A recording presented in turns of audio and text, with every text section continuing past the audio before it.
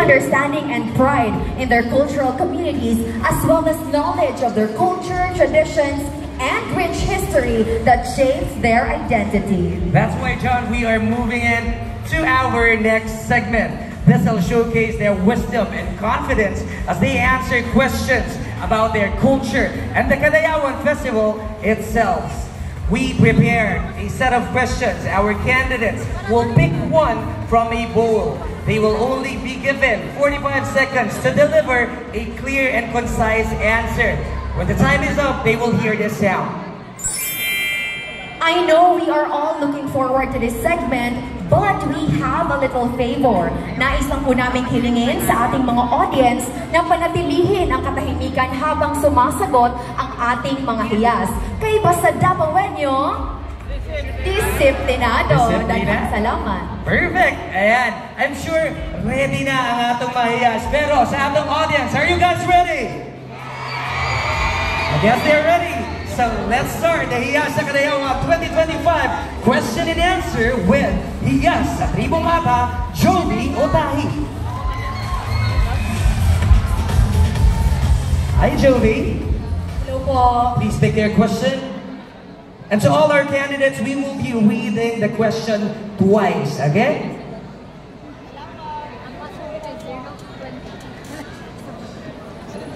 Medyo matigas lang. Kinakabahan ka ba? Maybe, but I'm excited to answer the question. Ayan, nahulog ko pa. Kinabahan ako. Ako na bahala. Ayan, thank you. Here's your question. How can the spirit of Kadayawan inspire unity beyond the festival season? Paano makakapagbigay inspirasyon ang diwa ng Kadayawan para sa pagkakaisa kahit tapos na ang selebrasyon? Again, how can the spirit of Kadayawan inspire unity beyond the festival season? Paano makakapagbigay inspirasyon ng diwa ng Kadayawan para sa pagkakaisa kahit tapos na ang selebrasyon? Thank you. Para ko dioy, kakadayawan, og sa ulugon ta kono na Agosto. Susikantak tumunubo, layon ta ipapito, konto, kakay kanta ng kumpianan. Kantag pog istorya, kantag pog sundo kantanon, sa inisinuutan. For me, the Kadayawan is not just only we're celebrating during August, but for us, IPs and Boros, we celebrate this all time to our community, and I'm proud of that to say to the whole world that I am so proud of my tribe, Ata tribe, and for us to give inspiration that we should always celebrate to our community, the culture that we have, the diversity that we have, the tradition, the dialect, and even best practices. That would be all. Thank you. From Hiyas sa Tribong Ata, Jovi Otahi. Next up, from Tribong Bagobog Lata, Josel Lanciano.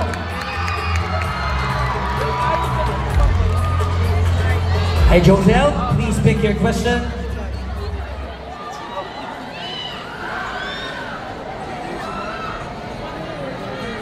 Here's your question. What role does your language play in keeping your cultural heritage alive? Ano ang papel ng wika sa pagpapanatili ng iyong pamanang kultura?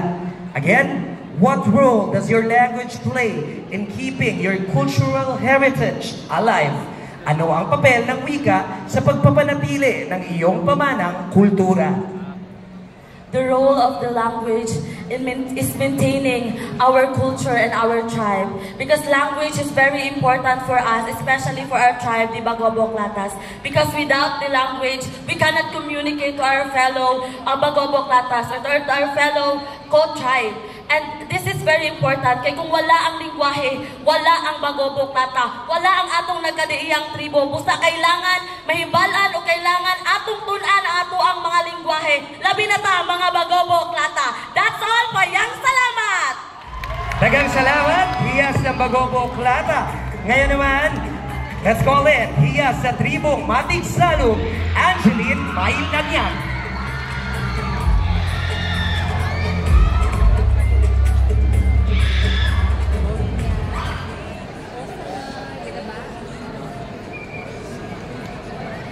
Alright, here's your question. How can abundance be shared in a way that uplifts your cultural community and our city. Paano maibabahagi ang kasaganaan sa paraang makapag-aangat ng inyong komunidad at sa buong lungsod? Again, how can abundance be shared in a way that uplifts your cultural community and our city? Paano maibabahagi ang kasaganaan sa paraang makapag-aangat ng inyong komunidad at sa buong lungsod? Thank you so much for that wonderful question. Abundance is not all about our natural resources and the crafts that we can offer to the people, but abundance talks about the people that we have here in Davao City and the rest of the 11 ethno-linguistic tribes. This is our abundance, and we can uplift Davao City with this abundance by sharing our cultural heritage, because I do believe that even if we have differences, we should be united, because I always believe in what Robert Allen have said: culture should not separate us from each other, but rather it is a collective strength that uplift and benefit to all humanity. Thank you! Daghang salamat, Tribong Mating Salud. And now, we call in from Tribong Bagobo, Tagabawa, Catherine Kate Oda. Hello, Catherine. Please pick your question.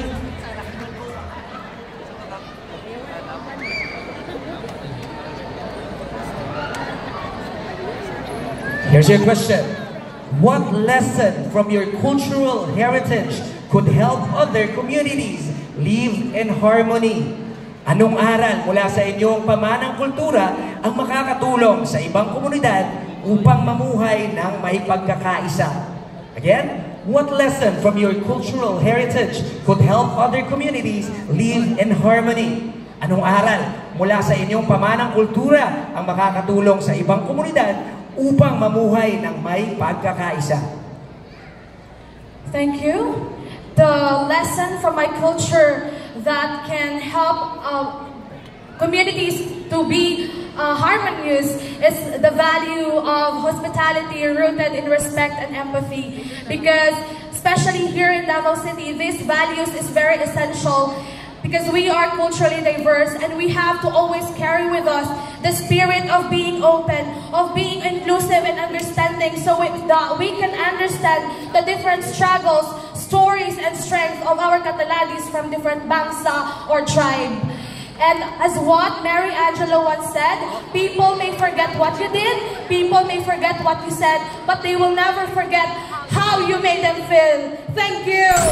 Once again, Hiyas ng Bagobo, Tagabawa. Next is Hiyas sa Tribo, Obu Manobu, Jella Kiara Laidan.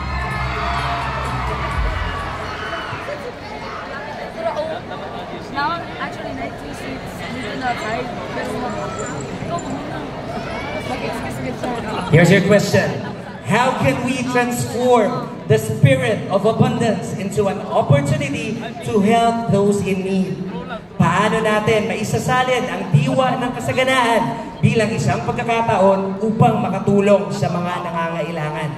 Again, how can we transform the spirit of abundance into an opportunity to help those in need? Paano natin maisasalin ang diwa ng kasaganaan bilang isang pagkakataon upang makatulong sa mga nangangailangan? Mabuhay ug madayaw. As the current president of the Scholar ng Tribo, I carry not only my dreams, but the burden and the hope of the generation that caught between remembering and forgetting. And with regards to the question, that we can be able to have an abundance, we can be able to call abundance in the spirit of helping those in needs.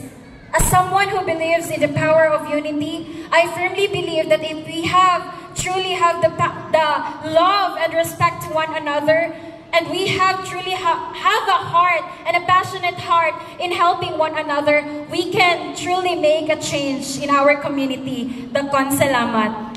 Daghang salamat. Once again, Tribo, Ubu Manugu. Thank you, Kaiser. Let us now welcome Hiyas sa Bangsa Iranon, Johara Doronan. Hello, Johara. Pick your question.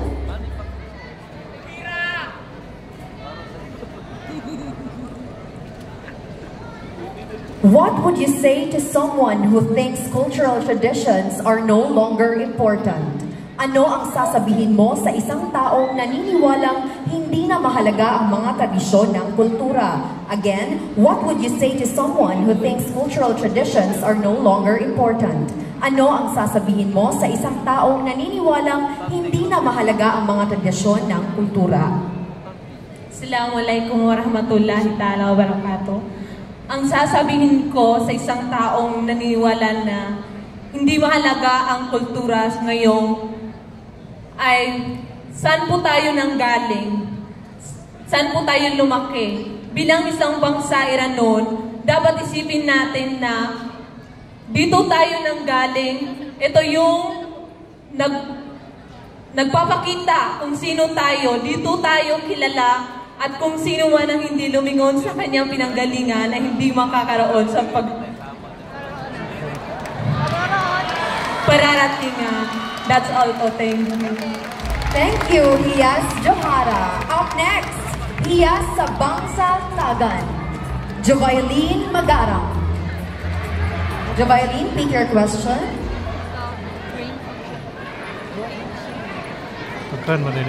What is one indigenous tradition from your community that you believe should be preserved for future generations and why?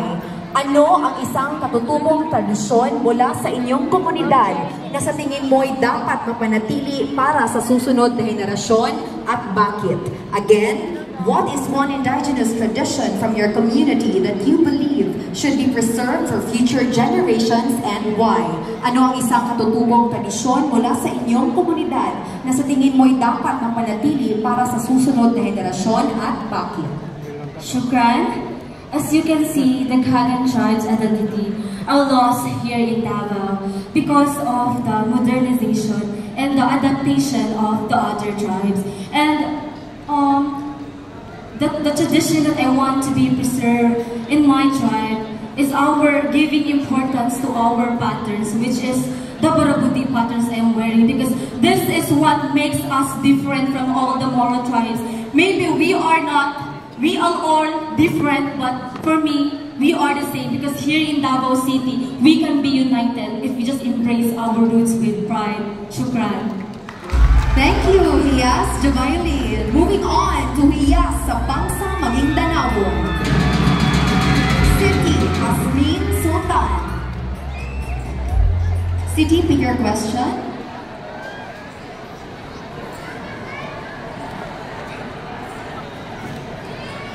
Your question: what is your role as a young leader in your community in promoting environmental stewardship?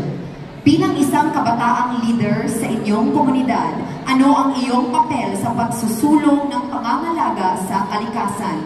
Again, what is your role as a young leader in your community in promoting environmental stewardship? Bilang isang kabataang leader sa inyong komunidad, ano ang iyong papel sa pagsusulong ng pangangalaga sa kalikasan? As a young woman who belongs from Moro community, and as a leader in my community, I preserve and promote our cultural dance and music because we respect the nature that gives us our elders. And as I am proudly share that I am passionate to teaching dances and the rhythm of our music and the rhythm of our gongs. To preserve and promote our traditional dance and music is respecting our elders and promote and to share to youth, and they will carry this forward with honor, pride, and dignity. Thank you. Thank you, City Hasmin. And now let's welcome another city. She is Hiyas sa Bangsa Maranao, City Norhana Sangkaan.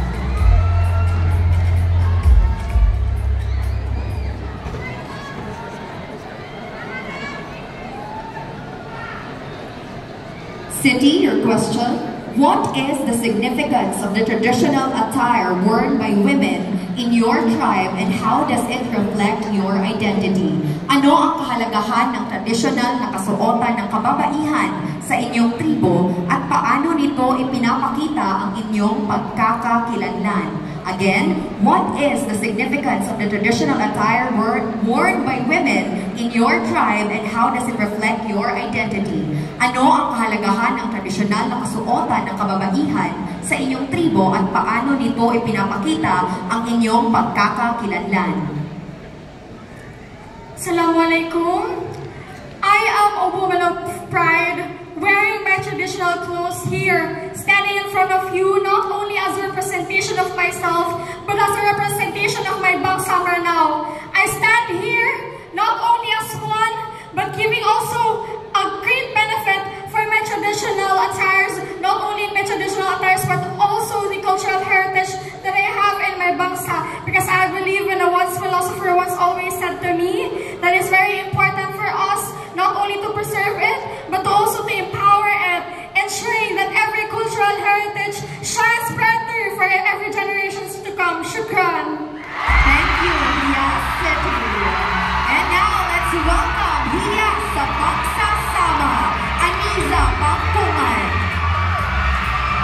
Hello, Aniza, pick your question.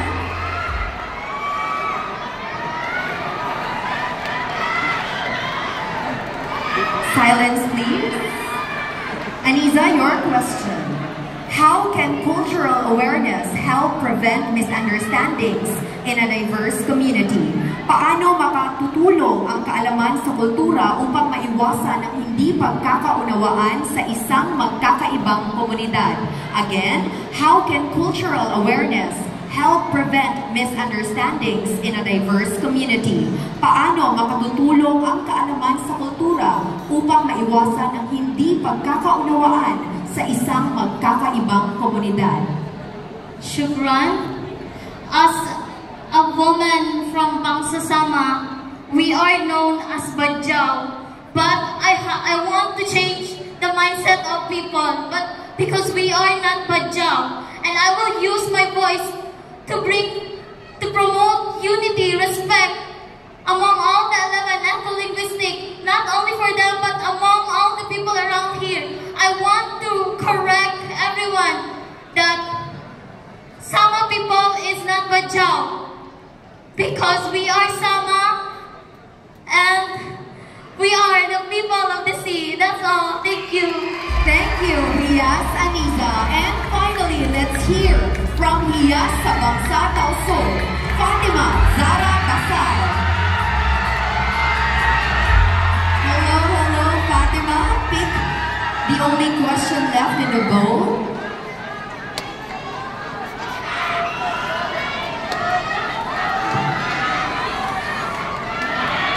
Alright, silence please. Thank you. Your question. What traditional practices from your community can help protect the environment today? Anong tradisyonal na kaugalian mula sa inyong komunidad ang makatutulong upang mapangalagaan ang kalikasan sa kasalukuyan? Again, what traditional practices from your community can help protect the environment today? Anong tradisyonal na kaugalian mula sa inyong komunidad ang makatutulong upang mapangalagaan ang kalikasan sa kasalukuyan? The traditional practices from our community is that to preserve respect and unity. Dahil sa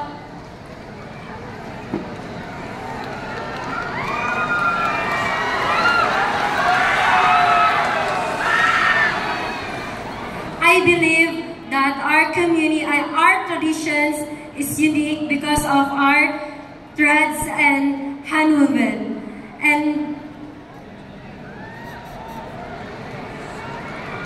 that's all. Thank you. Thank you, Hiyas Fatima.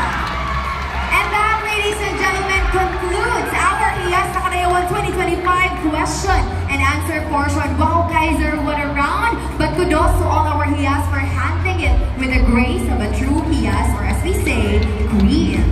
Yes, I agree with you, John.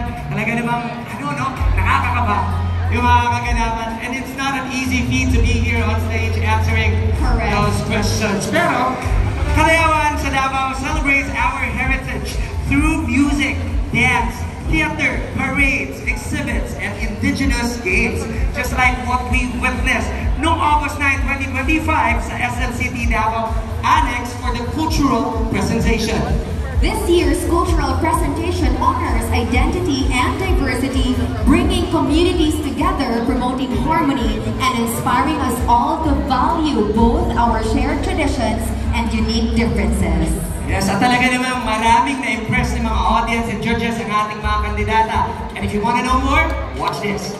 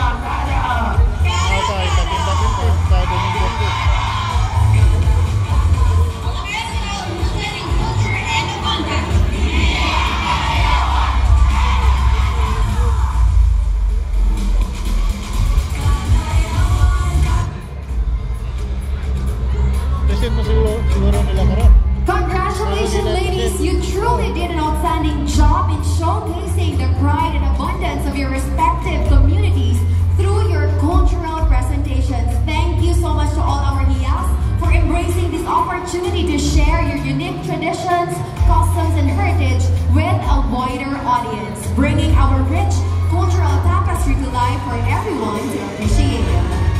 Also, congratulations to the 3 candidates selected to perform tonight. Hiya sa Ata, Hiya sa Maguindanaon, and Hiya sa Maranao, who have earned their place in the spotlight as our top 3 Hiyas for the best in cultural presentation. Kaya get ready everyone, because you are about to witness some truly spectacular cultural presentation here on the Hiyas sa Kadayawan stage. Yes, that is right, guys. All that and more when we come back. Right now, we have to be truly thankful once again to our city government of Davao, headed by Acting Mayor Honorable Sebastian Baste Duterte. Thank you, Mayor. And of course, we have here with us tonight the Acting Vice Mayor, Honorable Rodrigo S. Duterte II. Good evening, Sir Rigo. Kaiser, we also have to acknowledge for gracing us with her presence tonight, the OIC of Davao City Tourism Operations Office, Attorney Jonah Presto. We also have Councilor Mirna Ortiz and Mr. Oscar Kasaysay. Good evening to all of you. And Kaiser, I am so happy to greet all our beautiful queens here in Davao City. We have our Mundial ng Davao 2025 and to record. Hello, hello ladies. Accompanied together by our beautiful Reina ng Davao 2025 and her court. Good evening to you, all beautiful and in blue. Oo, kasi this night talaga is a celebration of everything, di ba? Kaya, yes. Di ba, sabi nga kanina, this is not just about beauty, but a celebration of the abundance of our people here in Davao. Kaya napakagandang gabing mayayari tonight. Indeed, Kaiser, Kadayawan stands for anything that is good, excellent, and bountiful. That's the essence of why we're celebrating Kadayawan Festival. All that and more with so many activities prepared for Davaoenos and visitors alike. So please head now to our official Facebook page, Kadayawan sa Davao, for all details. And to our live viewers, stay tuned. We have more in store for you tonight. Yes, John, let's begin our cultural presentation tonight with Hiya sa Ata, Miss Jovi Utahi. The Hiya sa Ata will showcase their community's ancestral tradition of kakit, a hand-tied bamboo raft. The journey of the Ata from kakit to harvest, a cultural portrayal of the Ata's spiritual and physical journey. Kakit serves as a mode of transportation through river passages and a sacred symbol of connectivity from land to rivers and towards the people. This journey is a representation of struggles and culmination of unity, healing, and most importantly, peace, which is the heart of the Ata tribe. Ladies and gentlemen, Hiya sa Ata, Jovi Utahi.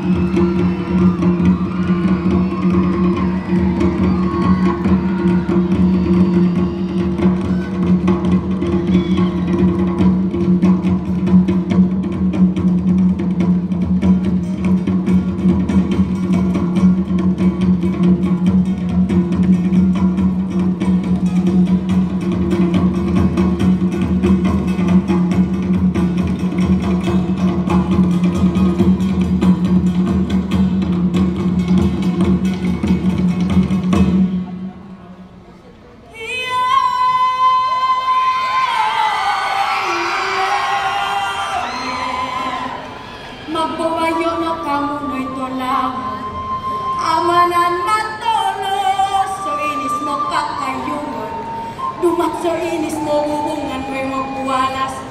Buhay ka lang na so init, ingon, yeah. Sayon ka,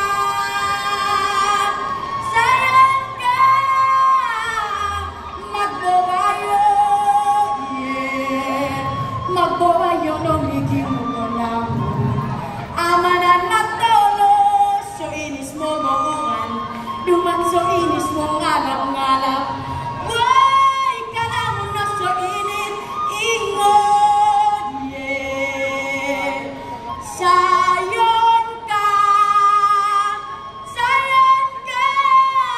magbabayo,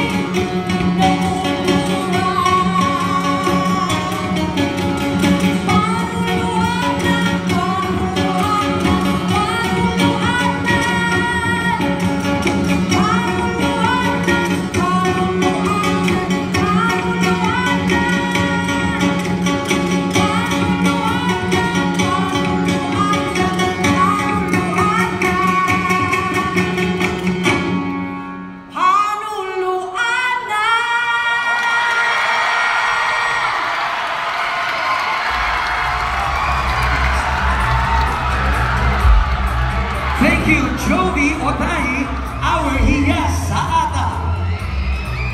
Wow, Jovi, what a performance that was, and we still have 2 more cultural presentations to witness tonight, so I know everyone's all ready for that, but Kaiser, allow me to invite all Tabaweños present here tonight and of course online to join the Kadayawan Dance Challenge.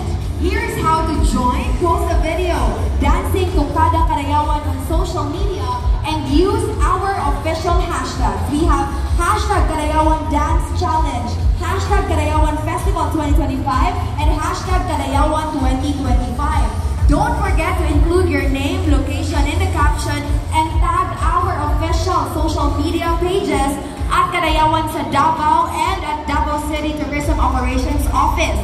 The winners will be determined according to those with the most likes and reacts to the posted video.